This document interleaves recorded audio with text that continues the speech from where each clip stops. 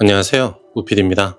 오늘은 오랜만에 끌어당김, 그러니까 상상, 창조의 과정을 조금 딥하게 다루어 보겠습니다.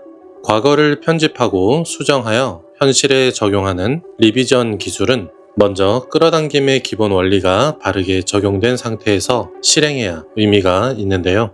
그래서 잠시 대다수가 잘못 알고 있는 끌어당김의 기초부터 다시 정립한 후에 리비전에 대하여 설명하겠습니다. 왜냐하면 리비전 자체가 끌어당김과 상상력을 응용한 방법이기 때문이죠.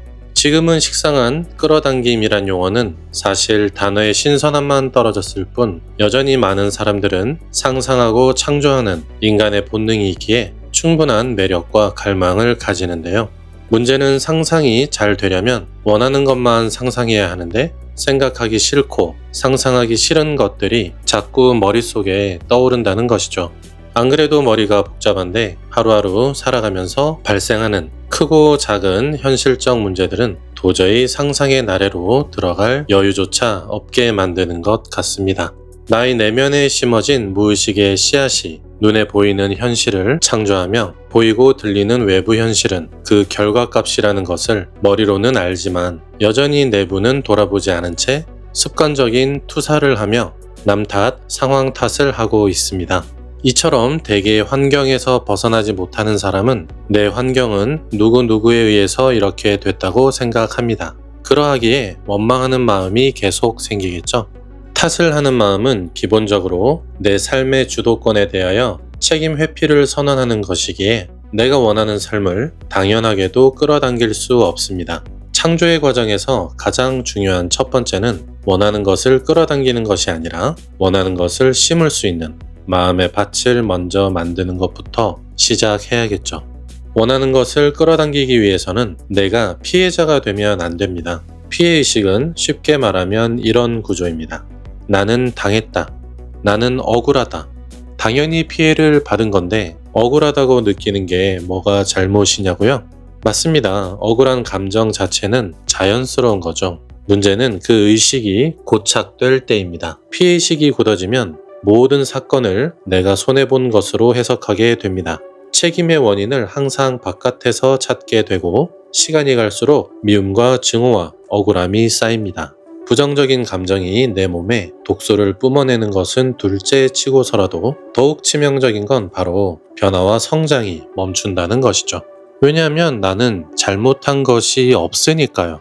이는 가스라이팅이나 죄의식을 가지라는 뜻이 아니라 피해의식의 가장 교묘한 함정입니다. 처음에는 나를 보호하는 것처럼 느껴지지만 사실은 영원히 가둬두는 것이죠. 감옥의 벽을 내 손으로 쌓으면서 저 사람이 나를 가뒀다고 느끼는 것입니다. 그럼 어떤 의식으로 전환해야 하느냐? 바로 가해자 의식입니다. 가해 의식은 이런 질문에서 시작합니다. 나도 누군가에게 상처를 준 적이 있지 않을까? 이게 자존심을 꺾는 일처럼 느껴질 수 있습니다. 내 잘못이 있다는 걸 인정하는 게 쉽진 않거든요. 그런데 신기한 일이 일어납니다. 그 인정의 순간부터 미움이 녹기 시작합니다. 반성이 오고 미안함이 느껴지며 용서를 구하게 되고 결국 감사와 사랑이라는 높은 진동수로 진화하는 것이죠.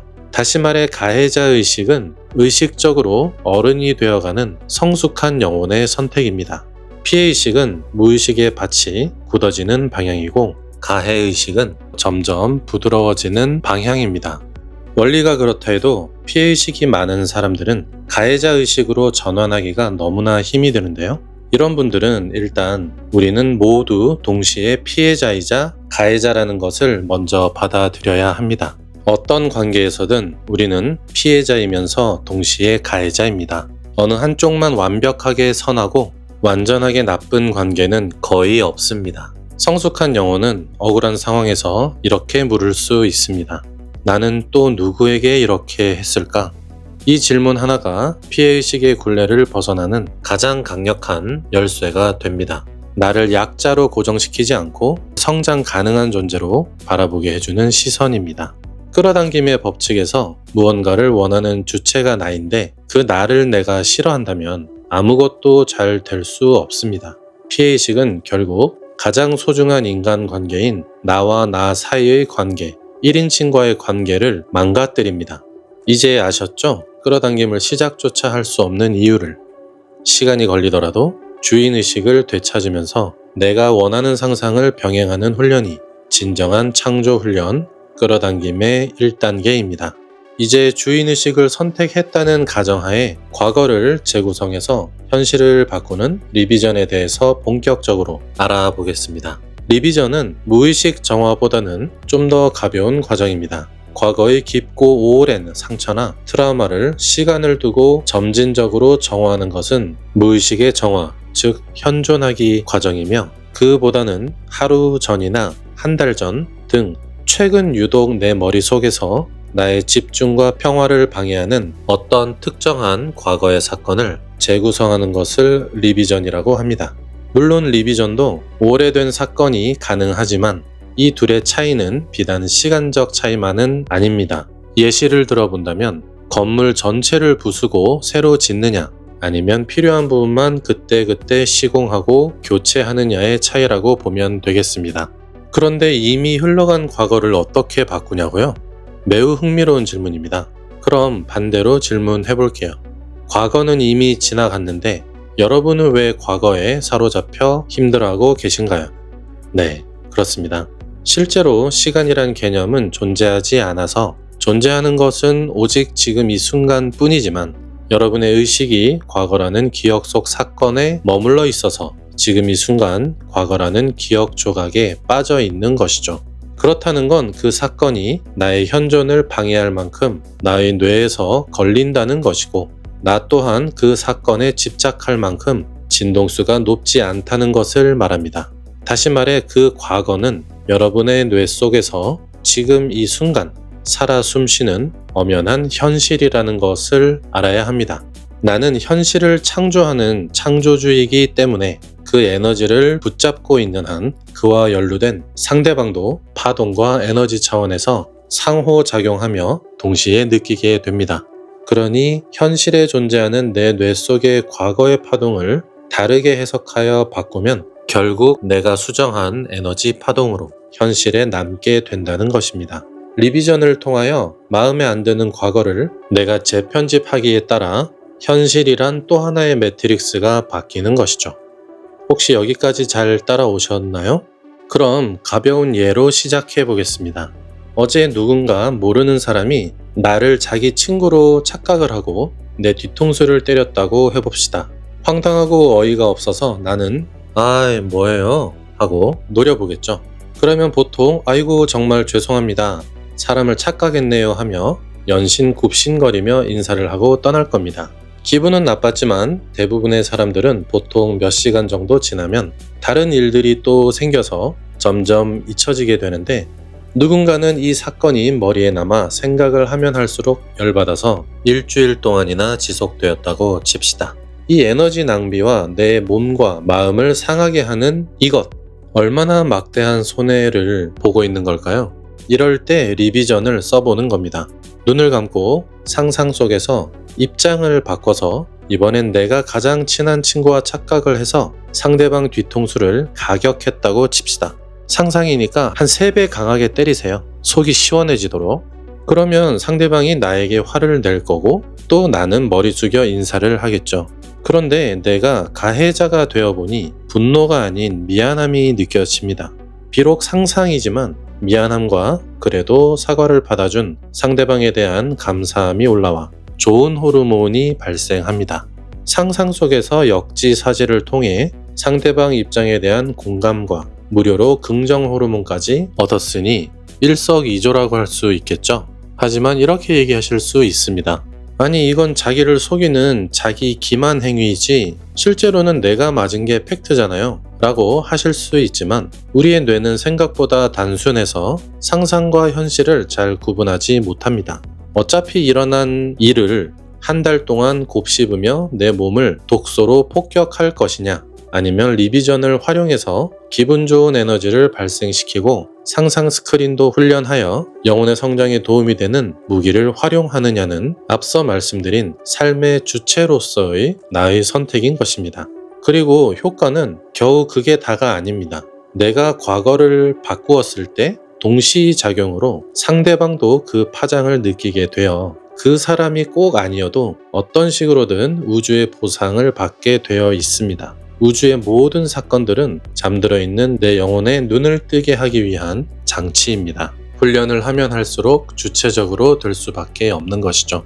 앞에선 간단한 예시를 들었지만 리비전 사례들을 읽어보면 보다 고도로 훈련을 하게 되면 해킹 수준에 가까워져서 내가 원하는 방향으로 나의 기억뿐만 아니라 상대방의 기억까지 조작할 수 있습니다. 이게 왜 가능하냐면 사실 우리는 분리된 듯 보이나 하나의 근원에서 나왔기 때문입니다.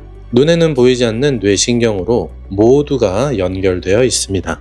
존재하는 건 오직 본성의 나뿐이어서 컨트롤 타워인 나의 뇌가 바뀌면 거울처럼 비춰주기만 하는 상대방은 그저 따라서 바뀔 수밖에 없는 이치입니다. 이 능력을 활용하기 위해서라도 남 탓이 아닌 내 책임이라 하라고 하는 것이죠. 그렇게 리비전을 통하여 심지어 빚더미에 앉아있던 사람이 말 한마디로 천냥빚 갚듯이 상상 속에서 없던 일로 만들어서 현실에서도 친구가 되어 빚을 갚지 않아도 됐다는 다양한 사례들이 있습니다. 상상력이 공상이 아닌 현실을 창조하는 보다 실질적이고 깊은 차원의 공간임을 이해할 때 진정성 있게 상상력의 힘을 믿고 실제로 활용한 예시라고 볼 수 있습니다.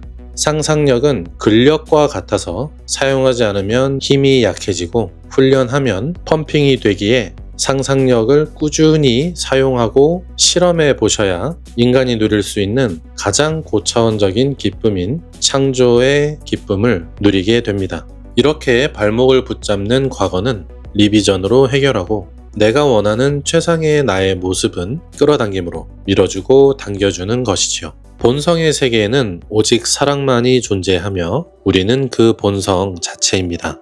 때론 옆에서 담배를 피우는 아저씨가 또는 시끄러운 층간소음이 그리고 사랑하는 사람의 상실의 고통이 나를 힘들게 하지만 우린 저마다의 자기인식이란 매트릭스와 감정체의 각인 때문에 우주에 있는 그대로의 완전한 사랑을 잘 느끼지 못합니다. 우리의 각인으로 왜곡되어 보이는 사랑이 혼돈이 되었지만 그 필터를 걷어내면 존재하는 그대로 모든 것은 결국 다양한 형태의 사랑일 뿐입니다. 지금 나의 영혼이 사랑과 자유를 잃었다면 이 모든 못 같은 상황에 저항하지 않고 현존할 수 있는 현존 수업을 받을 시기가 온 것입니다.